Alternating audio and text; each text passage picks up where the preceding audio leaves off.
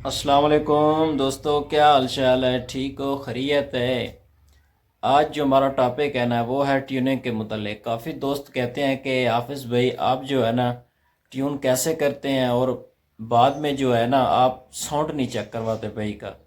जी तो दोस्तों, आज हमारा टॉपिक है ना वो ट्यूनिंग पे है। ट्यूनिंग करने के बाद इंशाल्लाह हम 2019 मॉडल CG 125 बाइक है उसका जो साउंड है ना वो आप सब दोस्तों के साथ शेयर करेंगे कि बाइक का साउंड कैसा है।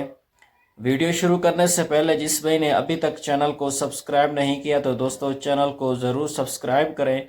और दूसरे नंबर पे आपने साउंड जो है ना वो सुन के उसके बाद आपने कमेंट में बताना है 19 मॉडल का जो साउंड है ना वो कैसा है। जस्ट हमने ट्यून किया है और हमने कुछ नहीं किया दोस्तों।